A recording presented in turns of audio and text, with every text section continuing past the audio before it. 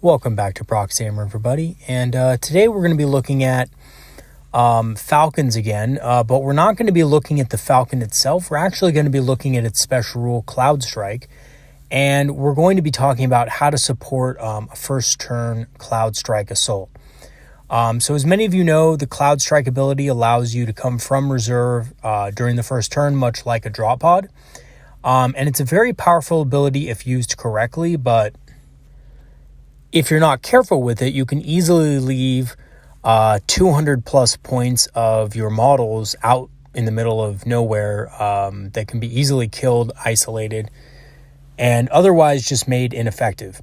So you do have to plan it out accordingly, and so that's what we're going to be talking about in today's video is how to support this kind of assault so that your Falcon and your unit inside don't get trapped and isolated very easily. So the first thing we're going to do is we're going to go over how Cloudstrike works. We're going to do a recap of that with the Falcon. We're also going to look at the units that are actually effective in a Falcon using Cloudstrike, because not every unit is that effective in this. We're going to be talking a little bit about the pros and cons of using Cloudstrike, because it's not for every situation. And we're going to be talking about, of course, how to support a Cloudstrike assault so that your units don't end up getting isolated. Which is honestly one of the biggest problems with Cloudstrike, is that it's prone to leaving, because it's on first turn, it's prone to being unsupported if not planned out correctly. So when we look at the Falcon itself, it's a pretty decently statted Eldar grav tank. It has the basic stats.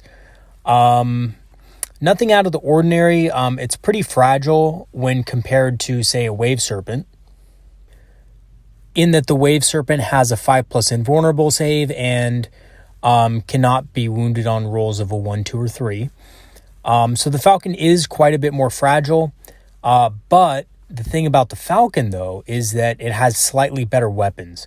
So it's a better weapon platform than the Wave Serpent, but not that much better. We're not talking about a Fire Prism here. We're talking about a platform that has a slightly better main weapon, which is the Pulse Laser. So in addition to its pretty average, kind of grav tank stats and slightly better weaponry, it has the sudden assault ability. So this means that it can be set up as reinforcements and can come in anywhere outside of 9 inches of enemy models. So this is what really allows it to kind of be put into reserve in the first place, so that it doesn't have to be in strategic reserve like other Eldar vehicles. But what really comes in here, because, if it just had sudden assault, it would be good, but it wouldn't be as good. It would just come in on turn 2, and honestly, there wouldn't be a lot of advantages to it. With the Cloudstrike ability, however, this allows you to come in during the first, second, or third turn, regardless of any mission rules. So essentially, the advantage to this is that it can come in turn 1, whereas normally you'd have to wait until turn 2 in the normal matched play rules. So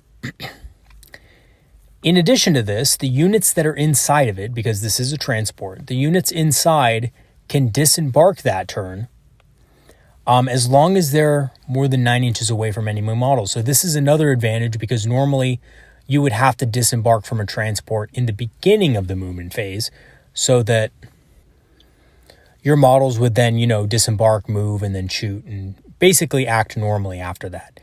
What Cloudstrike does is it allows the unit to disembark, and basically the unit counts from then on as a unit that is arriving from reinforcements using the sudden assault ability, essentially, which is very good, and honestly makes the Falcon a very viable choice for competitive play, because it can allow units to basically use the sudden assault ability even if they don't have it normally. So it can allow units like Fire Dragons, Howling Banshees, and so forth to be able to actually strike during the first turn, and this can be very effective against an unprepared enemy.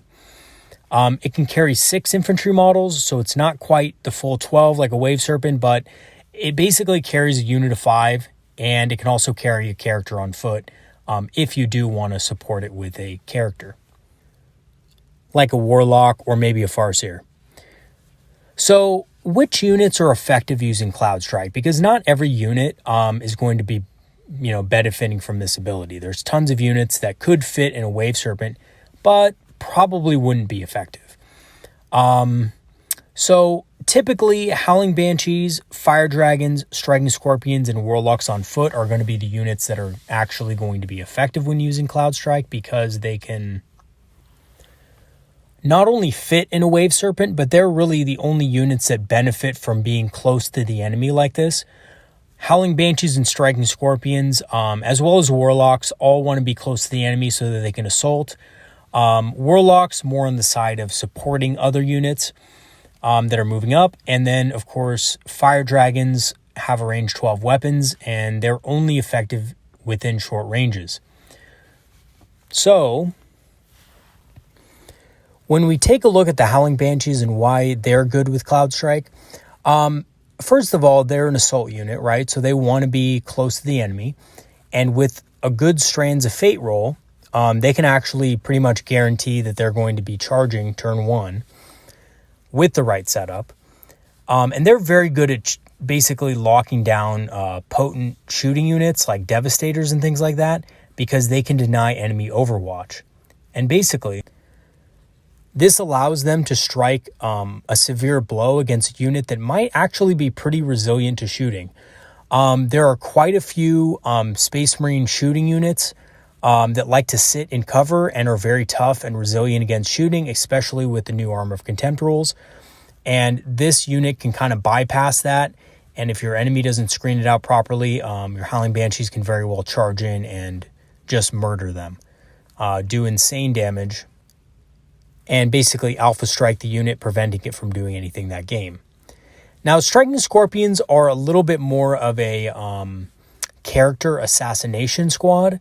They're very good at killing characters because they deal mortal wounds, so they're very good at dealing with units with invul saves. Captains, librarians, things like that might rely on their invul save, and it might actually survive against a Howling Banshee assault. Still kind of, iffy, but you would be surprised. Actually, some Space Marine characters can, in fact, survive an assault from Howling Banshees because they have a great invul save. Striking Scorpions are not going to allow characters that pleasure because they do a lot of mortal wound damage, and their strength and attacks are very numerous. So they're very good at killing characters and just, in general, models with invulnerable saves. And they're also a very effective unit in close combat with buffs. Now, Fire Dragons are probably, in my opinion, the best unit with the Falcons, as basically this allows them to get in an alpha strike on turn 1, which is not always possible and has not been possible in the past for Fire Dragons to do.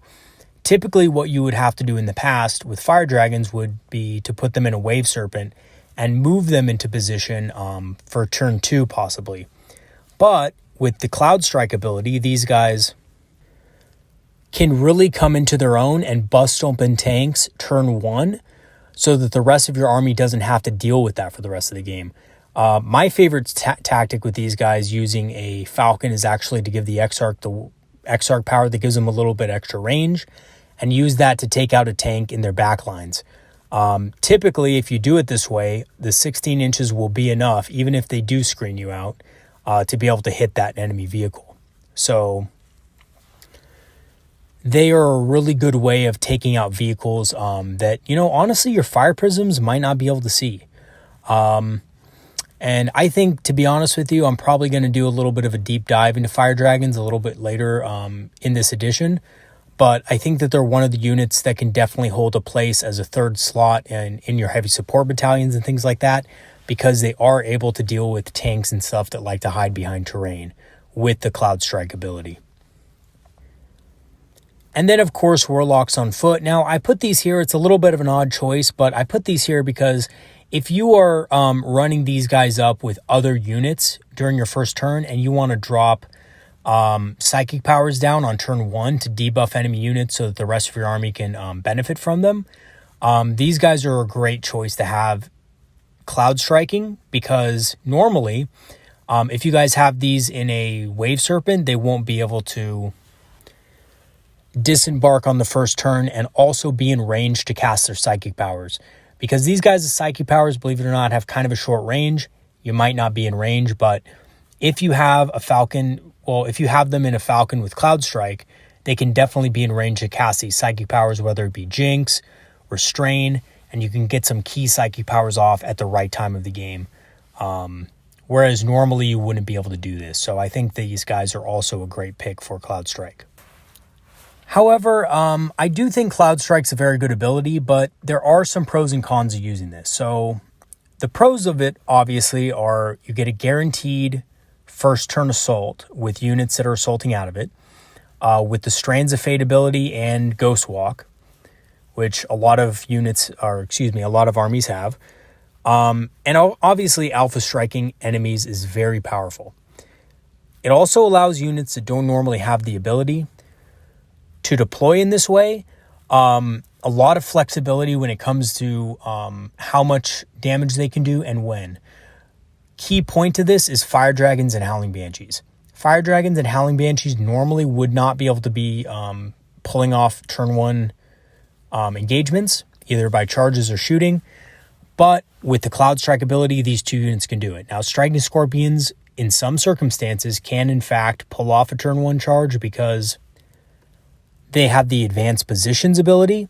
So I've used Striking Scorpions in a Cloudstrike situation once, and it worked fine. But they don't always need it, and that's why I think some players might opt to just use them without a transport. Now, there are some cons to using Cloudstrike, though, and that is that, first and foremost, if you're fighting an experienced player who knows you can do this, he's going to use his infantry units to screen you out and, basically make it impossible for you to hit his most vulnerable targets. So your heavy battle tanks are going to be screened. Your, elite, infantry units that are really good at shooting are going to be screened out. And this can happen very often. And what you have, there's a couple ways around this, but it is a con to using Cloudstrike. Now, the other one some of you might be thinking of right now is, well, what if they have an Auspex scan? And their unit of Eradicators just basically takes out my unit in one turn. Now, unfortunately, this can happen, even to the unit inside of the Falcon. There's also a way around this, but it does require a little bit of a sacrifice on your part, which I'll go into. Basically, Auspex scan and similar abilities make it really hard to deploy within 12 inches of enemy units. And by the way, Eldar also have a similar ability. It's called Forewarned. It's basically the same thing for Eldar, so be wary of this. If your opponent has a strong shooting unit, like an Eradicator unit or Devastator unit, be very careful. Now, the way around this that I'm just going to go into really quick is if you drop your Falcon down by a unit of Devastators or Eradicators, you do not actually have to disembark the unit inside. So basically what that forces your opponent to do is it forces him to either shoot at the Falcon and possibly destroy it. Now, I know Eradicators are pretty strong units in general, but I would actually probably have to honestly do the math on it. But I don't think they can probably kill a Falcon without some decent rolls, especially if you put something like lightning fast reflexes, or I think it's called lightning fast reflexes, on it to give them -1 to hit. So it might be pretty hard for him to actually kill the Falcon. So again, though, it depends what weapons are equipped with. You don't want to drop it in front of a situation where it's just going to die, and the models inside are going to probably also die to some other shooting. So you got to be careful with that. What I would actually do personally is I would just drop it out just outside of 12 inches so that he can't use the Auspex scan, and I would just shoot him basically with other units, including the Falcon. A pulse laser and whatever other, like a shuriken cannon or a scatter laser, isn't going to be enough to kill the entire unit, but it'll be enough to bring the model count in that unit to a level where he can't kill your Falcon in return just by themselves. And at that point, he's actually going to have to rely on other units to do it. And if he does that, he might actually not be able to kill the unit inside. Now, the other thing is it depends what unit is inside. If they're warlocks, for example, warlocks can get out. They can cast Smite, which is very good against armored targets like Eradicators. If they have Singing Spears, they can throw those. So there's a lot of different ways that they can actually bring the unit down to size. And in conjunction with the Falcon's firepower, you should be able to take out most of them pretty easily. But in general, I would be careful about dropping your units that are really good at shooting with assault units. If they have access to the Auspex scan, it can be very difficult for you. So with all those cons that can be kind of hard to get around, the real question is, how do we support a Cloudstrike assault so that it is actually successful? And there's a couple ways to do it. So one is you drop in a location that can be supported by your other units and that is not in an isolated area. You don't want to drop a Falcon on the opposite side of the board of the rest of your forces, because at that point, yes, you'll be able to get out and, shoot or assault that enemy unit, but then you might be easily surrounded and taken out yourself. And trust me, it's never an even trade if you're going to just go after a regular squad of Space Marines on the opposite side of the board. It's really not an even trade to trade, a unit of Howling Banshees and your Falcon for just one unit of 5 Space Marines or whatever.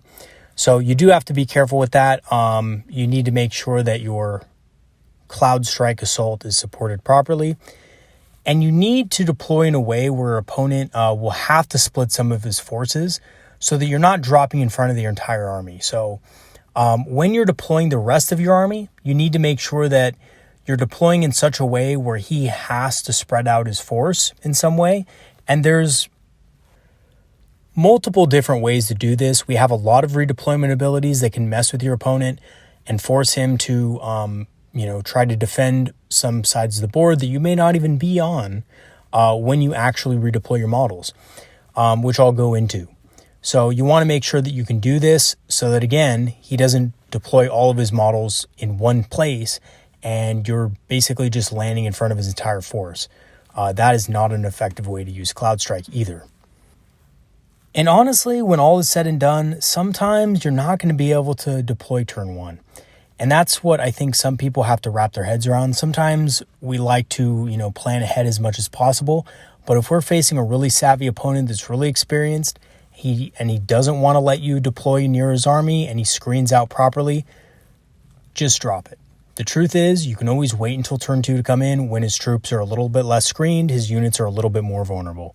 So sometimes, while it might be very tempting to drop your unit to just kill something, right? Turn 1. Sometimes it's not the play.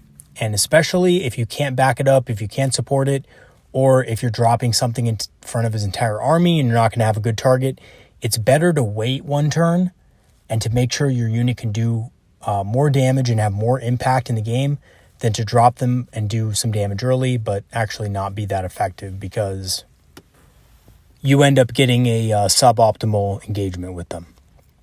So what we're going to do is we're going to actually look at an example of how to back up a Cloudstrike assault. And this is kind of something where we're set up on the board. We have our opponent on the other side of the board. Now we've set up basically in 2 places. On the left-hand side of the board, we have a couple of Wave Serpents with presumably troops inside. And they're going to go up the left side of the field.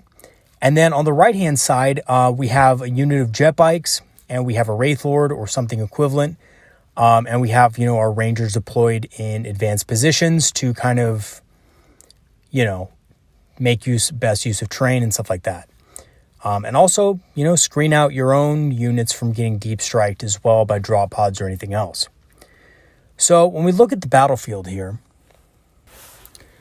what we're going to want to do is we're going to want to move our units in positions to where we can support Cloudstrike assaults. So for example, on the left side, we have our 2 Wave Serpents with troops inside. We're going to move them into a position to where they can support Cloudstrikes on the left flank. And on the right flank, we're going to move our jet bikes and Wraith Lord up so that they can support a possible Cloudstrike on the right-hand side of the board as well.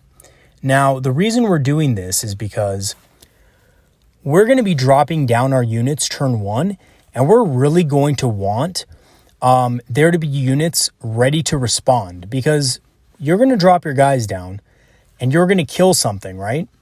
Your enemy, though, is going to respond to you and probably try to retaliate against your units that just dropped down. And most likely, those units that you just dropped down are probably going to die.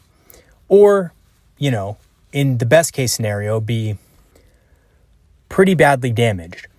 But what we want to do is we want to take advantage of that chaos, and we want to move our troops into a position on our left flank or right flank to where they can easily run up and support, take advantage of that situation, and press the assault and not give your opponent any kind of room to maneuver. And basically just trap him in his deployment zone. So that's the other thing about Cloudstrike that can really be effective, is that it has a way of immediately putting your opponent on a defensive strategy to where he can't really move out of terrain without, exposing himself to the rest of your army. And you can very easily capture the flanks this way and swing the battle in your favor, especially when it comes to objectives and things like that. Your opponent is not going to be able to get to the objectives he wants to get to very easily without a lot of opposition. So let's go ahead and take a look at the Cloudstrike. Now, in this game, I chose to go on the left-hand side of the board because on the right-hand side of the board, he has a Dreadnought, and I didn't fancy my chances against that. So instead, what I did was I went on the left, and I chose to attack from there.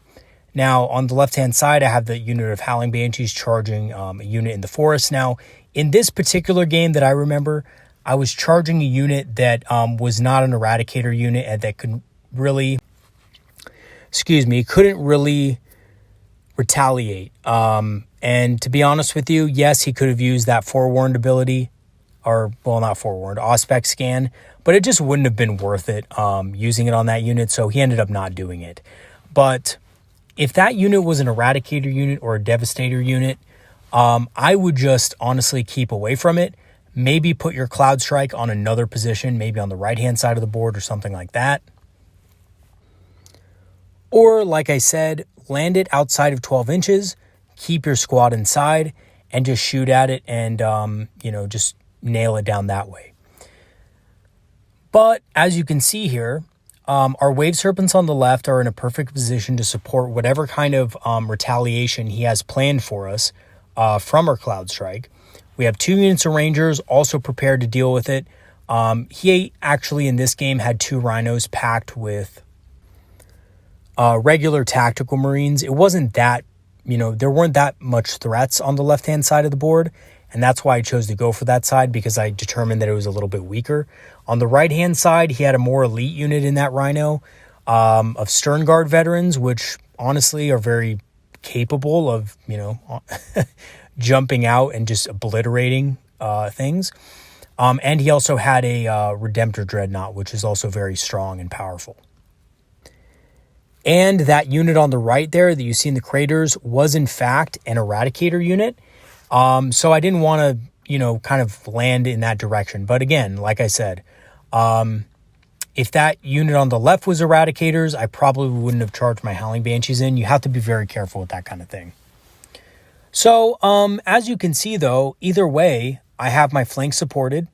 My units that are dropping in via Cloudstrike are well positioned. And I've kind of trapped my opponent in a position where his reinforcements are now going to be needed to basically defend his positions. So we don't go into his first turn, but on his first turn, he actually had drop pods, and he had to deploy his drop pods very defensively because he was under assault and would have lost his entire flank if he hadn't have been careful and defended himself. And yes, the fire dragons that came out actually did blow up a rhino. The Howling Banshees took out the infantry, and the Falcons were able to do a lot of damage against his infantry inside. The fire dragons did die, He came down with a couple of drop pods and they were killed. The Howling Banshees, actually, believe it or not, didn't survive, but the Exarch survived. So the Exarch was able to actually charge into another unit and wipe it out, which was probably more of a case of good rolling, but whatever, right? Sometimes you take what you can get. But basically, even though that Cloudstrike, the units did die, the other units that were in the Wave Serpents were actually a couple units of Dire Avengers and a squad of Warlocks. They were able to ride up the flank on the left-hand side, clean up the units that were coming down via the drop pods, and essentially, on the right-hand side of the board, I was able to clean up the Eradicators with the shooting from the jet bikes and the Wraith Lord. He actually did move up and tried to shoot at the jet bikes, but they were a little bit out of range. So he ended up shooting at the Wraith Lord instead. Didn't really do a lot of damage to it, not enough to kill it. And from then on, I had basically total control over the game. But it just kind of shows you that the Cloudstrike ability is really good at putting the enemy on the defensive and dictating the battle in your favor.